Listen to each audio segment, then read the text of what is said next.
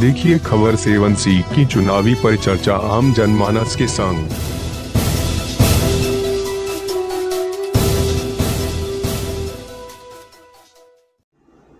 नमस्कार दोस्तों, एक बार पुनः आप लोगों का स्वागत है हमारे नए शो चुनावी परिचर्चा आम जनमानस के संग। अब जनता करेगी फैसला, अब जनता की बारी है। आज स्टूडियो में हमारे साथ वरिष्ठ पत्रकार आनंद मिश्रा जी जुड़ गए हैं। आनंद सर, आपका स्वागत है।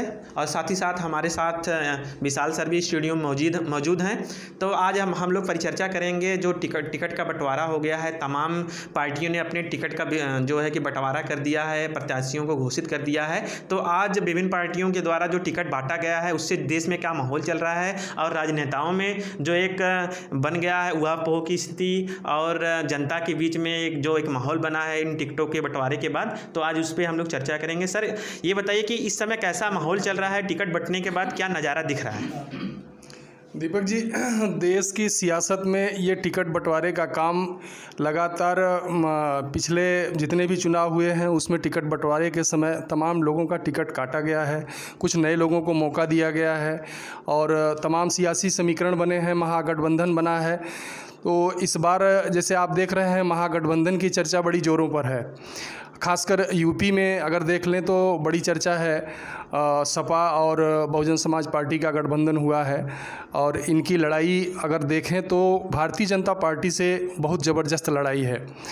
कांग्रेस तो हाशिए पर दिख रही है। यहाँ स्थिति यह है कांग्रेस की, प्रियंका गांधी ज़रूर आई हैं मैदान में, लेकिन हमें नहीं लगता कि वो कुछ अच्छा कर पाएंगी यहाँ इस यूपी में, जहाँ की महागठबंधन बहुत ज़बरदस्त प्रयास में है लड़ने के और कुछ ऐसे आसार भी दिख रहे हैं कि महागठबंधन कुछ सीटें ज़रूर निकाल लेगी।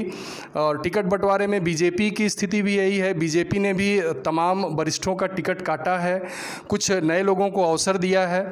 उस अवसर में जहाँ तक हमें लगता है कि कुछ नाराज़गी भी लोगों को है कि और हम विशाल सर आपसे ये जानना चाहेंगे कि इस बार देखा जा रहा है कि बीजेपी पार्टी ने जो अभी तक अपना लिस्ट जारी किया उत्तर प्रदेश में, जितने भी कद्दावर नेता हैं, बड़े नेता हैं, उनको ही अभी तक टिकट मिला हुआ है, बड़े बड़े लोगों को उतारा जा रहा है। इसके पीछे रीज़न क्या है? धन्यवाद दीपक जी। आपने अभी बताया कि भाजपा जो है इस बार ऐसा लगता है, जैसे मिश्रा जी ने बताया कि जो है करारी टक्कर है दोनों में। इसको देख के कहीं ना कहीं भाजपा के अमित शाह को भी उतारा गया, जो कि आपके राष्ट्रीय अध्यक्ष हैं। फिर उसके बाद नरेंद्र मोदी जी का देखा जा रहा है कि लोग जितने भी सीनियर पर्सन थे उनको हटा के उनकी जगह पे बड़े नेताओं को ला रहे हैं। तो कहीं ना कहीं जरूर ये दिख रहा है मिश्रा जी की डर उनको बना हुआ है कांग्रेस के महागठबंधन से। मिश्रा जी, आपसे मैं जानना चाहूंगा कि आपका क्या कथन है, जैसे पब्लिक के बीच में आप रह रहे हैं, लोगों से जान रहे हैं, तो आपको क्या लगता है कि भाजपा का रूट सही चल रहा है आम जनमानस के बीच में या महागठबंधन का? इसके बारे में जानेंगे हम। विशाल जी, पहले तो ये बता दें कि भाजपा की पहले से ही नीति रही है कि तमाम नए लोगों को अवसर दिया जाए जी। तो उसी क्रम में इस बार आप देख सकते हैं बड़े कद्दावर नेता 91 साल के लाल कृष्ण आडवाणी जी का उनका टिकट काट दिया गया, मनोहर जोशी का काट दिया गया है और जहाँ तक सुनने में आ रहा है हुकुम देव सिंह यादव का भी टिकट कटने वाला है। तो ये सब कद्दावर नेता रहे हैं। हालांकि कुछ ऐसी बात छन के नहीं आ रहा है कि इनको व्यक्तिगत नाराजगी है, क्योंकि अवसर देने का भाजपा का पहले से ही कार्यक्रम है कि हम नए लोगों को अवसर देंगे जी। कि जो अभी लालकृष्ण आडवाणी जी और मुरली मनोहर जोशी जी हैं, इनका टिकट काटा गया। काफ़ी वरिष्ठ हैं और कह लीजिए कि भाजपा के संस्थापक लोगों में से हैं, पार्टी को खड़ा करने वाले लोगों में से हैं। तो क्या इसके पीछे कोई राजनीतिगत जो है कि देखा जाए राजनीति हुई है या वरिष्ठ हो गए हैं, जैसा कि बीजेपी पार्टी ने इनको अपने मार्गदर्शक मंडल में रखा था और बता दिया गया था कि अब इनको हम आराम देंगे? तो उसके पीछे यही रीजन दिख रहा है या कोई राजनीतिक कारण दिख रहा है आपको? नहीं, जहाँ तक दीपक जी हमारा सोचना है कि मार्गदर्शक मंडल में तो रहेंगे ही रहेंगे। और ये हमने पहले ही कहा कि भाजपा की ये नीति रही है कि नए लोगों को, ऊर्जावान लोगों को, युवा लोगों को अवसर देने का प्रयास किया जाता है। तो ऐसी स्थिति में अब जो 90 साल 91 थोड़ी कार्य क्षमता उनकी कम होती है तो उनको मार्गदर्शक मंडल में ही रखा जाता है। रही बात इस भारतीय जनता पार्टी को की स्थापना, मैं आपको रोकूंगा इस बात पे। मैं ये जानना चाहता हूँ, जैसे आपने आपने कहा कि जो है मार्गदर्शन के रूप में इनको रखा जाता है, लेकिन जो है वहीं पर कांग्रेस पार्टी का आरोप है कि ये जो सीनियर पर्सन है, भाजपा के जो सीनियर पर्सन है, उनका एक तरीके से सम्मान खत्म किया जा रहा है, ऐसा कांग्रेस पार्टी का कहना है। इस पे आप क्या कहेंगे? ये देखिए विशाल जी, कांग्रेस पार्टी तो सहारा लेती है झूठ का, जहाँ तक हम कह सकते हैं तमाम झूठ को जनता के बीच भ्रम फैलाने का काम कांग्रेस पार्टी द्वारा किया जाता है। लेकिन मौका मिलना चाहिए ऐसा राजनीति में। हमारे प्रधानमंत्री नरेंद्र मोदी जी ये भी कहते रहे हैं कि उनको अवसर दिया जाना चाहिए जो ऊर्जावान है, जो देश को प्रगति के पथ पर ले जाने का विचार रखते हैं और उनमें शक्ति हो, अपार ऊर्जा हो, ऐसा उनका स्टेटमेंट हमने सुना है।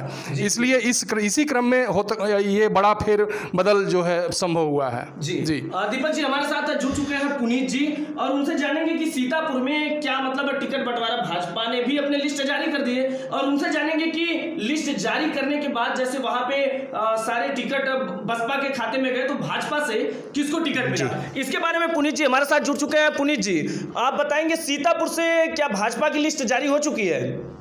जी सर, मैं बताना चाहूंगा कि सीतापुर से भारतीय जनता पार्टी की लिस्ट जारी हो चुकी है, जिसमें सीतापुर लोकसभा क्षेत्र से रह चुके सांसद राजेश वर्मा को ही टिकट दिया गया है, और वहीं पे धौरहरा जो लोकसभा लगता है वहां पे रेखा वर्मा जी सांसद मौजूदा थी, उनका टिकट काट दिया गया है। और वहीं पे देखा जाए मिश्रिक लोकसभा क्षेत्र में जो अंजू बाला मौजूदा सांसद थी, उनका भी टिकट काट करके नया चेहरा सामने आया है। बहुजन समाज पार्टी के सांसद रहे अशोक रावत जी, उनको नया चेहरा बना करके, तो जो बहुजन समाजवादी पार्टी में थे पुनीत जी, उनको जो है नया चेहरा ये भाजपा से जारी किया गया है। जी बहुजन समाज पार्टी से वो टूट के आए थे, उनको टिकट दिया गया है, और मौजूदा अंजू बाला थी, उनका टिकट काट दिया गया है। जी, तो क्या माहौल लग रहा है इस समय सीतापुर का, क्या माहौल बना हुआ है कि पब्लिक के बीच में जब आपने जो है रिपोर्टिंग की तो लोगों से क्या निकल के आ रहा है कि अभी भी जो है पीएम की तरफ रुझान ज्यादा है या महागठबंधन की तरफ? महागठबंधन की तरफ रुझान ज्यादा होने के कारण भारतीय जनता पार्टी अपना ऐसा चेहरा सामने लाना चाहती है कि गठबंधन से मुकाबला कर सके।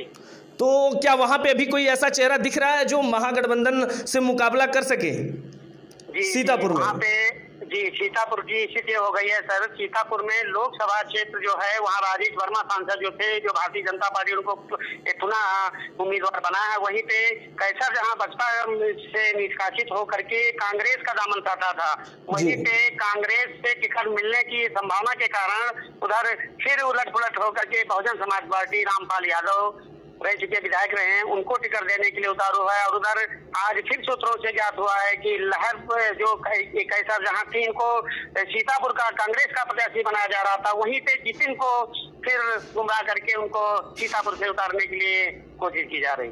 जी पुनीत जी धन्यवाद। पब्लिक के बीच से क्या निकल के आ रहा है कि वहाँ पे जिस पार्टी भाजपा की पार्टी से जो सांसद खड़े किए जा रहे हैं या बसपा सपा के गठबंधन से जो लोग खड़े किए जा रहे हैं, किसकी तरफ रुझान ज़्यादा है? रुझान इस समय गठबंधन की तरफ चल रहा है सर। जी धन्यवाद पुनीत जी, मैं फिर आपके पास आऊँगा। दीपक जी, इससे पता चलता है कि सीतापुर में माहौल ऐसा बना हुआ है कि महागठबंधन की ओर रुझान ज़्यादा है, वहाँ से भाजपा कटती दिख रही है। जी फैक्टर मैं बताना चाहता हूँ कि अभी मैंने पिछले डिबेट में आप लोगों को बताया था कि प्रियंका गांधी भी सक्रिय हैं, कांग्रेस पार्टी भी कुछ न कुछ गुल खिला रही है। जैसा कि अभी हमारे रिपोर्टर विकास यादव ने बताया कि लगभग पश्चिमी जो उत्तर प्रदेश है वहाँ से 5 मुस्लिम उम्मीदवार कांग्रेस के टिकट से लड़ने जा रहे हैं, जो कि बहुत कद्दावर नेता हैं। और इससे क्या है कि जो गठबंधन महागठबंधन बना हुआ है सपा बसपा का, वो मुस्लिम वोट जो इनके तरफ आने के लिए देख रहे थे वो कटते हुए दिख रहे हैं, जिसमें मैं कुछ नाम लेना चाहूँगा और उनको उतारा जा रहा है। वहाँ से मैं बता देता हूँ अपने दर्शकों को, ये जो लोग हैं मुरादाबाद से इमरान प्रतापगढ़ी को, बिजनौर से नसीमुद्दीन सिद्दीकी जो मायावती के खासम खास होते थे, पार्टी नंबर 2 इनको कहा जाता था। सहारनपुर से इमरान मसूद को टिकट दिया गया है। अमरोहा से राशिद अलवी जो कि काफ़ी कद्दावर नेता माने जाते हैं, कांग्रेस पार्टी को इस समय संचालित कर रहे हैं उत्तर प्रदेश से। ऐसे ही लगभग 5 जो है कद्दावर मुस्लिम नेताओं को उतारा गया है और सीधा सीधा टारगेट किया जा रहा है महागठबंधन को, सपा बसपा को। कांग्रेस भी पार्टी भी कुछ न कुछ गुल खिलाएगी और त्रिकोणीय फैक्टर यहाँ दिखना लाजमी है। दीपक जी, आपने विकास जी का नाम लिया, विकास जी हमारे साथ जुड़ चुके हैं। विकास जी, आपसे गोरखपुर के बारे में जानना चाहेंगे कि गोरखपुर से क्या माहौल है अभी। जी विकास जी, आवाज कट रही है, थोड़ा सा तेजी से बोलिए आप। जी सर, गोरखपुर से 5 बार से सांसद रहे योगी आदित्यनाथ जी, वर्तमान में उत्तर प्रदेश के मुख्यमंत्री हैं। जी जी, यह उनकी परंपरागत सीट रही है। इस सीट पे पिछली बार 2017 में उपचुनाव हुआ जी, आप पार्टी के साथ गठबंधन करके। जी जी, तो विकास जी मैं आपसे ये जानना चाहता हूँ कि वहाँ पे क्या लिस्ट जारी हुई, जो वहाँ पे सपा के खाते में कितनी सीटें हैं? गोरखपुर जिले में सर 2 सीटें हैं, एक सपा के खाते में है, एक बसपा के खाते में है। गोरखपुर सदर लोकसभा समाजवादी पार्टी के खाते में है जी, और बांसगांव लोकसभा बहुजन समाज पार्टी के खाते में रही है। क्या बीजेपी की लिस्ट जारी होने के बाद वहां से अभी सांसद तय किए गए कि नहीं, उनको सीटें कंफर्म हुई कि नहीं हुई? बीजेपी की लिस्ट गोरखपुर में अभी जारी नहीं हुई है। अभी किसी भी दल ने गोरखपुर में प्रत्याशियों की घोषणा नहीं की है जी।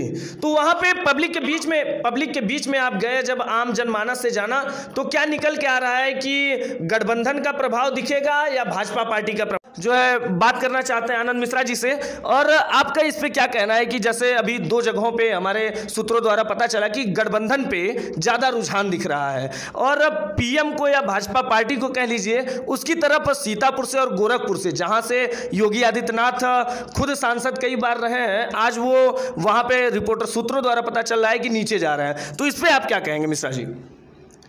विशाल जी, रुझान का जहाँ तक सवाल है, रुझान 11 अप्रैल चुनावी तिथि है जी, उसके पहले रुझान बनते बिगड़ते रहेंगे, और अभी गठबंधन पे रुझान है।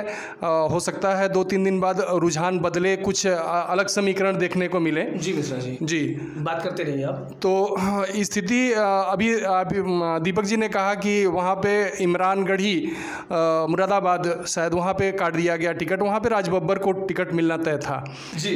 राज बब्बर जो प्रदेश अध्यक्ष हैं कांग्रेस के, तो उनको वहाँ पे काफ़ी नाराज़गी है। राज बब्बर के जो खास समर्थक रहे वो तो नाराज़गी है। अब ये जैसा कि हमने पहले ही कहा कि तमाम टिकट लोगों के कटे हैं और अलग नए लोगों पर चांस लिया जा रहा है। अभी आप देख सकते हैं भारतीय जनता पार्टी में पिछली बार जिनको दिया गया था उनको न दोहरा के दूसरे को चांस दिया जा सकता है। तो कहीं ना कहीं ये लगता है कि जनता कुछ लोगों को अच्छी तरह से जान गई होती है, उनके कामों को जान गई होती है, तो उसमें कुछ न कुछ माइनस फैक्टर आते हैं। तो पार्टियां बदलती रहती हैं, रुझान भी बदलते रहते हैं, और ये अगला संभव है कि अभी देखा गया कि यहाँ जो मछली शहर संसदीय क्षेत्र है वहाँ से बीपी सरोज जो कि बसपा के अगली बार के उम्मीदवार थे, और इन्होंने यहाँ पे अच्छा खासा लड़ाई भी किया था, लगभग 2 लाख सीटों से आ रहे थे, सेकेंड रनर थे। तो इस बार इन्होंने अपने समर्थकों के साथ भाजपा पार्टी ज्वाइन कर ली है। तो क्या आप लोगों को आशा लग रहा है कि क्या इनको टिकट यहाँ से मिल सकता है मछली शहर से? देखिए, अभी कुछ खास चर्चा इनके बीपी सरोज के बारे में तो नहीं है, लेकिन जहाँ तक आप कह रहे हैं कुछ 1-2 कह सकते हैं हम सिटी में भी गए थे और अपने चट्टी चौराहे पर भी लोगों से मिले, तो वहाँ पे ये चर्चा थी। लेकिन अभी कुछ खुल के लोग नहीं कह पा रहे हैं। अभी पार्टी के कुछ यहाँ जो स्थानीय नेता रहे हैं वह भी कुछ खुल के नहीं कह पा रहे हैं, इसलिए अभी कुछ कह पाना मुमकिन समझ में नहीं आ रहा बीपी सरोज के लिए। एक सवाल हमारा रहेगा आप लोगों से कि सोशल मीडिया पे देखा जा रहा है कि इतने ज़्यादा पोस्ट हो रहे हैं, आचार संहिता लागू है और चुनाव आयोग जो है कि चाह के भी रोक नहीं पा रहा है इन सब चीज़ों को जो प्रचार हो जा रही हैं सारे पार्टियों का। तो आप लोग को क्या लग रहा है कि कैसे कंट्रोल किया जाए सोशल मीडिया पे जो सारे पार्टियों का एक प्रकार से अभी आचार संहिता के बाद भी प्रचार होता दिख रहा है? बड़ा पेशोपेश में है, चुनाव आयोग भी बड़ी परेशानी में है कि हम कैसे कंट्रोल करें। इसको लेके आप लोगों का क्या राय है, क्या सुझाव देना चाहते हैं, कैसे इस पर पाबंदी लगाया जाए? सोशल मीडिया पे दीपक जी अगर कहें तो पहले ही फेसबुक के प्रपोजर रहे हों या व्हाट्सएप के रहे हों, उन सब को ही पहले कह दिया गया है। गवर्नमेंट के द्वारा भी कहा गया था और चुनाव आयोग के द्वारा भी कहा गया था कि इस पर किसी भी प्रकार से बैन किया जाए। जो आचार संहिता लगने के बाद भी सोशल मीडिया पे तमाम पार्टियों के प्रचार और प्रसार किए जा रहे हैं, विरोध हो रहे हैं, उसके तमाम विरोध हो रहे हैं, और इस पर निश्चित रूप से हम समझते हैं कि कोई ना कोई चुनाव आयोग तरीका निकालेगा इसको बैन अभी करने कुछ समय पहले देखा गया कि लगातार 2-3 दिन से खबरें आ रही हैं, सूत्रों से जानकारी मिल रही कि अब कोई भी मतलब पोस्ट हो रहा है तो ऐसा देखा जा रहा है कि उनके ऊपर केस हो रहा है, मुकदमा दर्ज हो जा रहा है, कई लोग थाने में भी बंद है ऐसे पोस्ट करके। तो आप लोग दर्शकों को और जो तमाम जनता हमारी देख रही है उनको क्या संदेश देना चाहेंगे कि ऐसी पोस्ट किया जाए कि नहीं, क्योंकि इस समय चुनाव आयोग जो है पूरे एक्टिव मूड में है, पूरी अपनी नज़र बना के रखा हुआ है सोशल मीडिया के तमाम प्लेटफॉर्मों पे। तो क्या ऐसी पोस्ट करना अनिवार्य है? हमारे दर्शकों को आप बताइए, जो तमाम तरह की गिरफ्तारियां हो रही हैं, क्या करना चाहिए कि नहीं करना चाहिए? हाँ दीपक जी, बड़ा शार्ट में इसका हम उत्तर देंगे और हम ये बताना चाहेंगे, दर्शकों को भी कहना चाहेंगे जो भी जानकार हैं कि इस प्रकार के भड़काऊ बयान न पोस्ट किए जाएं और किसी पार्टी से बिलोंग होकर आप भले ही उस पार्टी के समर्थक हों, सपोर्टर हों, लेकिन उससे संबंधित कोई पोस्ट न करें कि दूसरों का दिल दुखे उसको देखने के बाद और आप खुद परेशानी में पड़ें। तो हम यही आग्रह करेंगे लोगों से।